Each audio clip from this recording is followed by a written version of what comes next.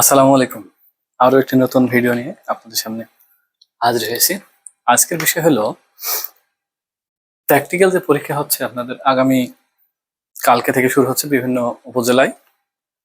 Practical যে পরীক্ষা বা ব্যবহারিক যে পরীক্ষাটা প্র্যাকটিক্যাল, হ্যাঁ, প্র্যাকটিক্যাল অর্থাৎ হাতে কলমে আপনাদের ব্যবহারিক যেটা হচ্ছে তার উপরে একটা ভিডিও। আশা করছি ভিডিওটি শুরু থেকে শেষ পর্যন্ত মন দিয়ে দেখবেন, অবশ্যই আপনাদের উপকার হবে ইনশাআল্লাহ। আর যদি ভালো লাগে একটু লাইক, একটা কমেন্ট, একটু শেয়ার দেবেন এবং যদি আরো কিছু জানার থাকে কমেন্টে জানাবেন। আচ্ছা, দেখি আমরা ভাইভাতে আমরা যে আলোচনা করছি তার ভিতরে এখন আছে জিকে এবং আইসিটি। বর্তমান যুগ কিন্তু আইসিটির যুগ। আমরা বিশেষ করে আপনাদের কি কি প্রশ্ন হতে পারে তা আমি একটু আলোচনা করি। তা হলো কম্পিউটার থাকবে, দেখা গেল একটা ল্যাপটপ, অথবা মূলত কাজ কিন্তু হবে এরকম ট্যাবে। এই যে এরকম ট্যাব থাকবে, এই ট্যাবে আপনাদের কাজ হবে।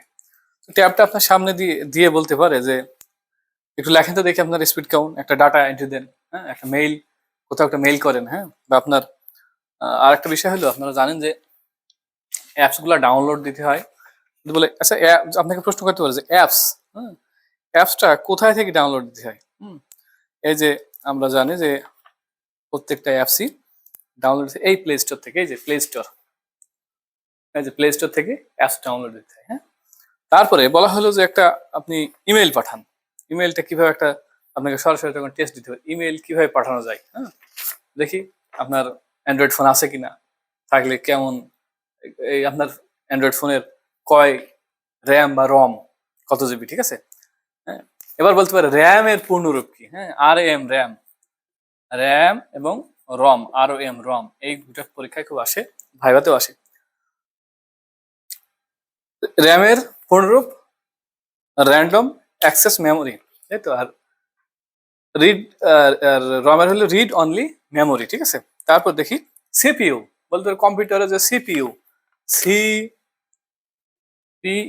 সিপিইউ এর ফুল মিনিং কি?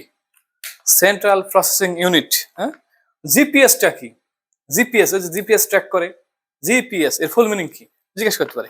পিডিএফ, এই যে পিডিএফ, এটা খুব আমরা বলি PDF copy, PDF copy, PDF copy, portable document file, PDF copy, হ্যাঁ, এরকম বিষয়।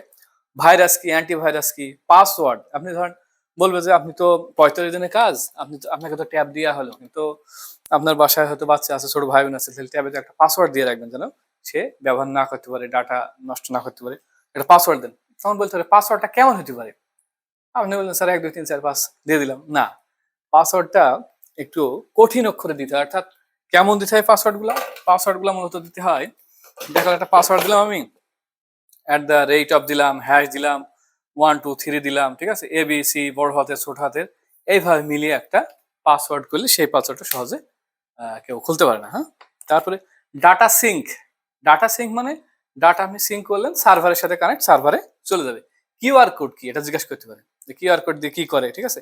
ইন্টারনেট, দেখা গেল আপনার ইন্টারনেট এমন একটা জায়গায় গেছেন, ইন্টারনেট সংযোগ হচ্ছে না, আপনার হয়তো গ্রামের সিম দিছে বা রবি সিম দিছে বা বাংলালিংক সিম দিয়েছে, ওইখানে দেখা গেলো রবির নেট ভালো পায় কিন্তু দিয়েছে আপনার বাঙালি সিম নেট পাচ্ছেন, তখন কি করে?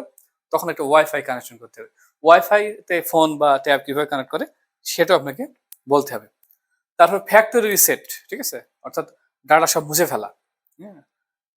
টেস্টিং, যখন প্রি টেস্ট বা টেস্ট দেবে তখন তারপরে ফ্যাক্টরি রিসেট দিয়ে সব ডাটা মুছে ফেলতে হয়, একটা একটা আরেকটা হলো বলা হচ্ছে ফেসবুকে প্রচার, আপনার কি কোনো অ্যাকাউন্ট আছে ফেসবুক বা টুইটার, হোয়াটসঅ্যাপ, বিভিন্ন কিছু, এখন এখন মূলত হোয়াটসঅ্যাপ অ্যাকাউন্টটা লাগে, কারণ সবকিছু তথ্যগুলো হোয়াটসঅ্যাপে দেওয়া হয়।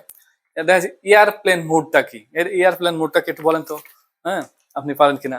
দেখা গেল আপনি তখন এয়ারপ্লেন, স্যার এয়ারপ্লেন তো মানুষ চড়ে শুনেছি কিন্তু এরকম মোড হয় তা তো জানতাম না, ঠিক আছে। এই যে দেখেন এয়ারপ্লেন একটা ছবি আছে না, ওটাতে আমি চাপ দিয়ে রেখে দিই, আমাকে কেউ কল দিতে পারবে না, ফোন বন্ধ। অনেকে আছে দুষ্টামি করে এয়ারপ্লেন মোডে রেখে দেয় যেন তাকে কেউ কল না দিতে পারে, ঠিক আছে। আচ্ছা, তারপরে ট্যাব যদি হ্যাং হয়ে যায়, ট্যাব আপনার অনেক সময় হ্যাং হয়ে যাচ্ছে, সেই ক্ষেত্রে কি করণীয়?